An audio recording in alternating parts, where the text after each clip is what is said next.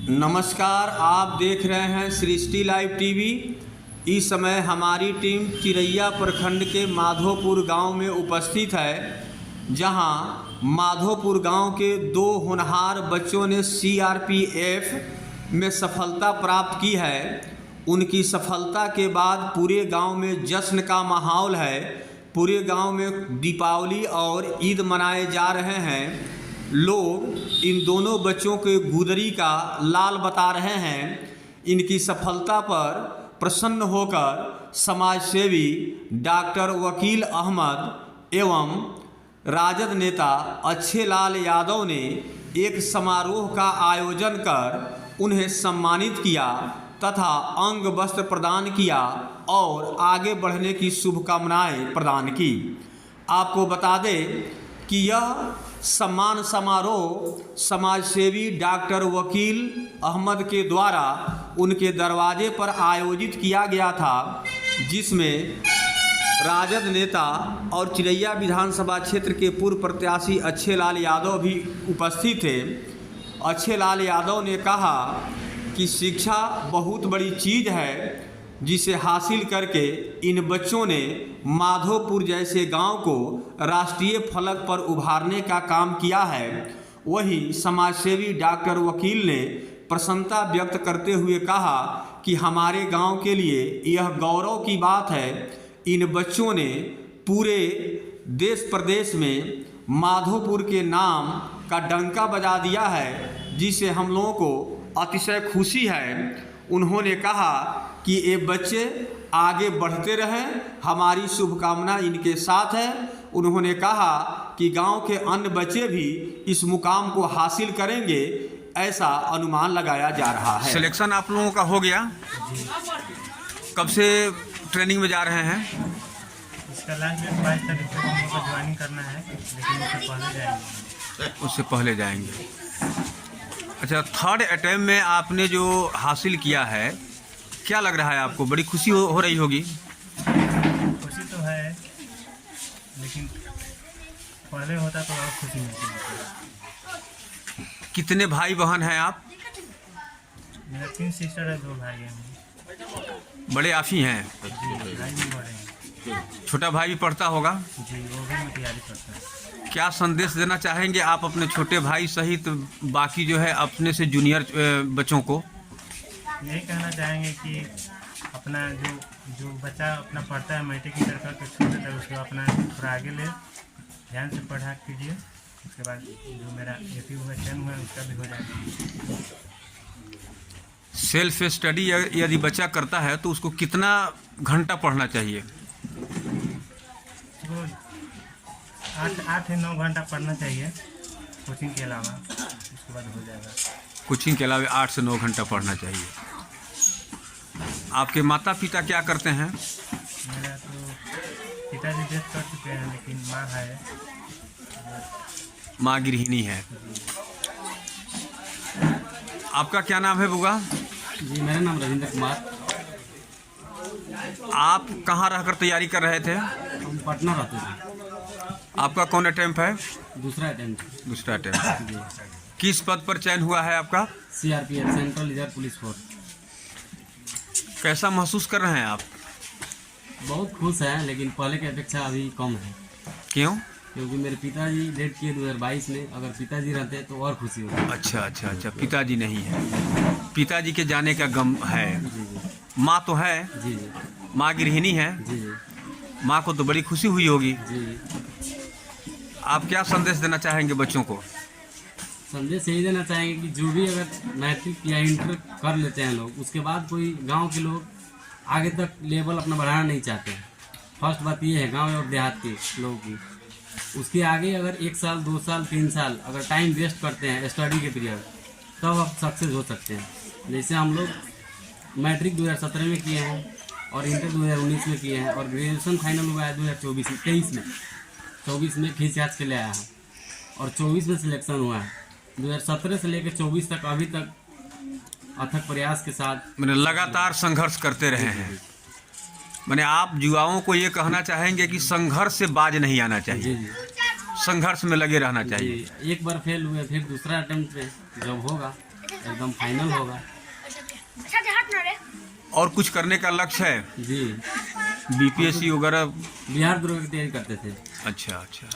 और इसमें सिलेक्शन हुआ तो पहले इसको ज्वाइन करेंगे, उसके बाद उसमें आगे बिहार दुर्ग की तैयारी चलती रहेगी। जब तक डबल स्टार नहीं होगा तब तक छोड़ेंगे नहीं। चलिए, धन्यवाद।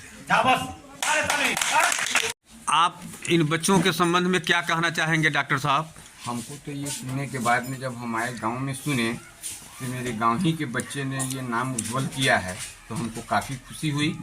और मैं यही कहूँगा कि इससे आने वाले जितने भी बच्चे हैं और इनको से प्रोत्साहित होकर आगे की तरफ बढ़ें और अपना नाम रोशन करें, यही मेरा खुशी है।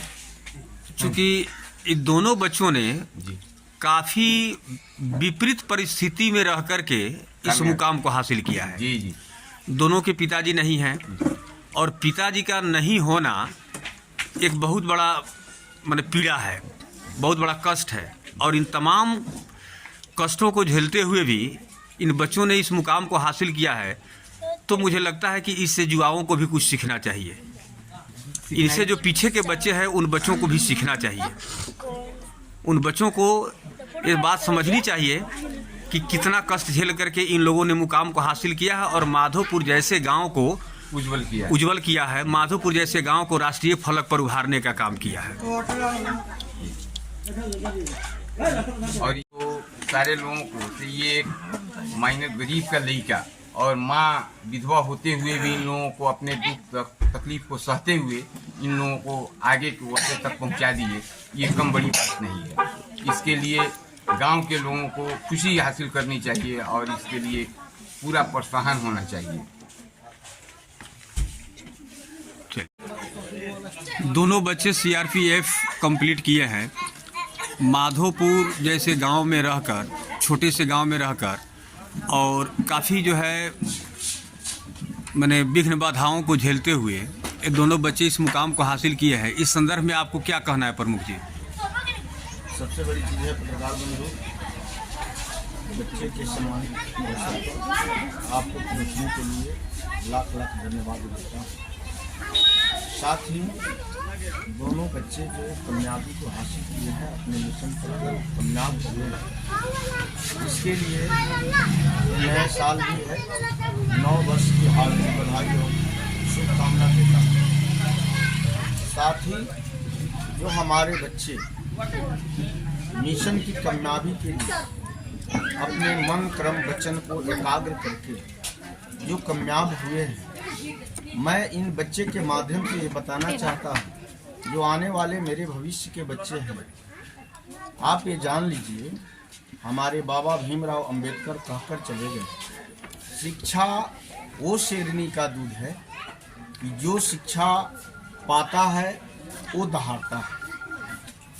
सबसे बड़ी चीज़ है कि हमारे जीवन शैली को बदलने के लिए, परिवार के मॉडल को बदलने के लिए शिक्षा बहुत ही आवश्यक है। हम सभी बच्चे को कहेंगे कि अपने रोहित कुमार, रविंद्र कुमार जो कामयाबी हासिल किए हैं, इनका अनुकरण आप भी करें। आने वाले समय में इस माधोपुर ग्राम से एक रोहित कुमार, एक रविंद्र कुमार ही नहीं, सैकड़ों रोहित कुमार और रविंद्र कुमार इस धरती पर जाने का काम करेंगे। मैं ईश्वर से ये प्रार्थना करता हूँ। साथ ही मैं धन्यवाद देता हूँ इनके माता एवं पिता को, इनके समाज वाले लोगों को, पड़ोसी गण को, कि इन लोगों की सपोर्ट, समर्थन और माता पिता के अच्छे कर्मों का फल और उनके आशीर्वाद का देन है कि आज इनके बच्चे इस मुकाम पर पहुँचे हैं। क्योंकि बच्चे अपने माता पिता का अगर सपना साकार करते हैं तो कहा गया है कि पितृ ऋण चुकाना पड़ता है, माता पिता का ऋण चुकाना पड़ता है। और जब बच्चे अपने मिशन को कामयाब कर लेते हैं तो माता और पिता के ऋण से भी मुक्त हो जाते हैं। क्योंकि समाज में जब बच्चे आगे बढ़ते हैं तो माता पिता, कभी देखे हैं पत्रकार बंधु, जब बच्चे अपने मिशन को कामयाब करके घर लौटते हैं और उनके माता पिता से बात जब होती है तो माता पिता के आंख से खुशी की आंसू बहता है। खुशी का आंसू ये प्रतीत कराता है, ये अनुभव कराता है कि अपने बच्चे को कामयाब बनाने के लिए माता पिता को बहुत सारी यातनाएं को सहना पड़ा है और उनके बच्चे कामयाब हो गए। इसलिए पूर्व के दिनों को याद करते हुए और खुशी के दिनों दोनों जब मिश्रित होता है तो माता पिता के आंख से आंसू निकलना शुरू हो जाता है। मैं अपने इन बच्चों को कहूंगा कि जिस तरह आपने जो कामयाबी हासिल किया है, इसमें आपके पड़ोस का भी बहुत बड़ा आशीर्वाद है। अपने पड़ोसी सह माता पिता को कभी भी नजरअंदाज नहीं करेंगे, क्योंकि वो ऋण जो आपने चुकाने का काम किया है वो अस्थायी तब होगा जब आपके इस कार्य को पूरा करने के बाद जब जीवन जीने की बारी आती है, उसमें आप अपने माता पिता को खुश रख लेंगे। समझिए कि यही आपकी सबसे बड़ी उपलब्धि है। और पड़ोस वाले को, पड़ोसी माताएं, बहनें, भाइयों, भतीजा को भी कभी भी आप नज़रअंदाज नहीं करेंगे। उनके भी आगे बढ़ने के लिए आप लोग भी सोच अपना बनाए रखेंगे और परमानेंट अपने पड़ोस के बच्चों, अपने प्रखंड के बच्चे कैसे आगे आपके जैसे कामयाब हो, इस पर आप अपनी विचार और सूझबूझ देते रहेंगे।